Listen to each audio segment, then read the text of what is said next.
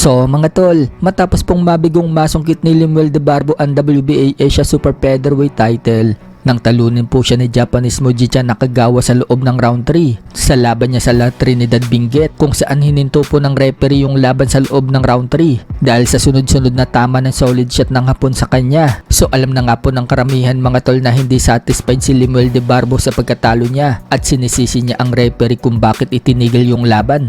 Gayong championship bout daw yan. Marami naman ang nagsasabi, buti nga daw sinalba pa siya ng referee at dapat pa nga daw siya magpasalamat sa referee. Dahil kung hindi daw itinigil yung laban, baka kung ano pa daw yung mangyari sa kanya. So kung puro pambabash ang natatanggap ni De Barbo sa social media, iba naman po ang opinion ni Bernacle Super Welterweight World Champion Rolando D. Humanga po kasi si Rolando D sa ipinakitang puso ni De Barbo. Wika ni Rolando D, meron daw big heart si De Barbo, pero kulang daw ito sa skills. Ganun pa man, naniniwala daw si Rolando din na kaya pa rin daw punaw ni De Barbo ang less skills nito. Basta patuloy lang daw hasain yung kakayahan. Naniniwala din si Rolando din na masyado daw maliit si De Barbo sa 130 pounds. Dapat daw, bumaba daw ito ng timbang sa 118 pounds. Aralin daw mag-diet at mag-weight cut. Sa huli, ang payo ni Rolando di kay Lemuel De Barbo, gawin daw nitong aral yung kabiguan. So maganda nga po ang sinabi ni Rolando di mga tol kay Lemuel, at tiyak na itatatak po yan ni Lemuel sa isip niya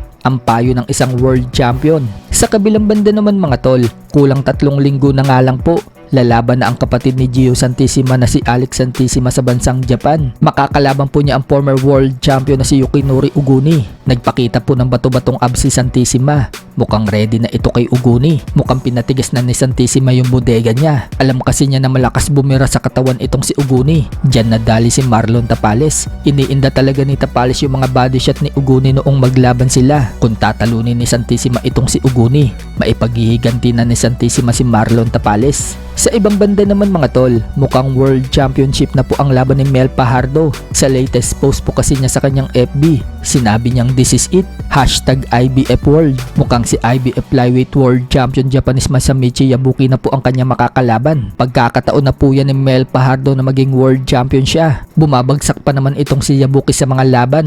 Kapag nakatama si Fajardo ng solid, tiyak na babagsak din ito kay Fajardo. Pero may lakas din po itong si Yabuki, kaya dapat mag-ingat din si kabayan. Sa iba pang balita mga tol, Jillian Ward naglabas ng music video.